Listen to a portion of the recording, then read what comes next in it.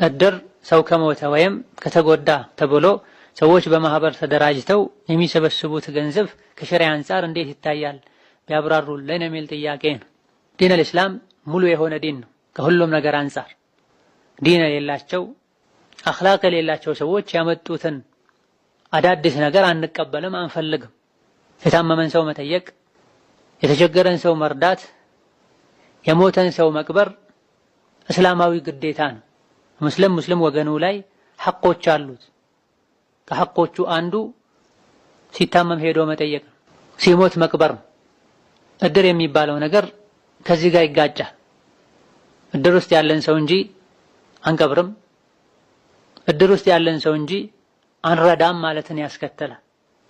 የሞተን ሰው መቅበር ፈርደል ኪፋያ ነው። አካባቢው ላይ መንደሩ ላይ ያሉ ሰዎች ሄዶ የመቅበር ግዴታ አለባቸው። አልቀብርም ቢሉ ሁሉም ወንጀለኛ ይሆናል። በአቅራቢያ ያሉት ላይ ፈርደል ዐይን ይሆናል። ሲታመምም ሄዶ መጠየቅ፣ ከተቸገረ መርዳት እንደዚሁ ሙስሊም ወገኖቹ ላይ ያለው ሐቅ ነው።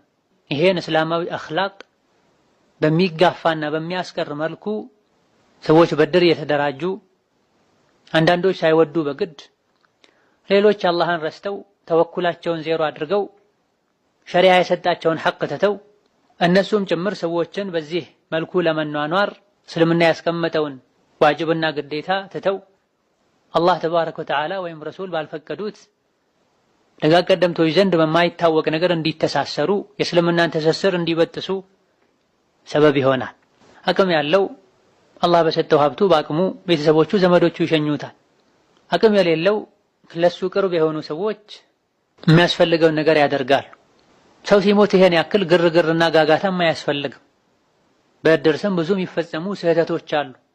ወንድና ሴት መቀላቀል፣ የሙስሊምና ካፍር ጀናዛ ላይ ተገናኝቶ ተቀላቅሎ በዲኑ ተከልክሎ ሳለ ካፍር ሲሞት እስከ ቀብር ገብቶ ሄዶ ማስከበር፣ አልፎ ሁሉ ቤተ ክርስቲያን መሄድ፣ አንዳንዴም ሪባና መሰል ነገሮች ውስጥ መግባት ብዙ መዘዞችና መፍሰዳዎች አሉ። ሙስሊም መጨነቅ ያለበት ስሞት እንዴት እቀበራለሁ ሳይሆን ስሞት ምን ይዤ ነው ከጌታ የምገናኘው ሊሆን የሚገባው። ቀብሩን ረስቶ ለድሩ የሚጨነቅ ብዙ ነው። ኢማን መልካም ስራ ይዞ የሞተ ከሞተ በኋላ ስለሚኖረው የበድኑ የሬሳው ነገር ሊያሳስበው ሊያስጨንቀው አይገባም። የሱ ግዴታ አይደለም። በህይወት ያሉ ሰዎች ግዴታ ነው። ማጠቡ፣ መገነዙ፣ መቅበሩ፣ መሸኘቱ የሱ ግዴታ። እዚህ ዱንያ ላይ ያለ ሲሞት ሩሑ ወደ አላህ ወደ አኼራ ስትሄድ ምን ይዛ ነው የምትሄደው? በምን መልኩ ነው አላህ ፊት የምቆመው? ቀብር ውስጥ የመጀመሪያውን ሌሊት በምን መልኩ ነው ማሳልፈው? ይህ ነው አቅል የሆነ ሰው ሐሳብና ጭንቀት የሚሆን። እዚህ ይሄን አዲስ የመጣ ከካፍር የተወረሰን እስላም ላይ መሰረት የሌለውን ትስስር በመተው በቁርአን በሐዲስ መተሳሰር፣ በአላህ መመካት፣ እስላማዊ አንድነትን እስላማዊ ሐቆችን መጠበቅ ያስፈልጋል። ትክክለኛ ሙስሊም ከሆነን እስላምን ሙሉ በሙሉ እንዳቅማችን ከተገበረን እንደዚህ አይነት ነገር አያስፈልገን። እውነተኛና ትክክለኛው እስላማዊ አንድነት፣ ትስስር፣ ትብብር በቀረና በደከመ ጊዜ ነው እንዲህ አይነት ነገር ውስጥ የገባ ነው። ነስአሉላህ አን የሩደና ኢላ ዲኒና ረደን ጀሚላ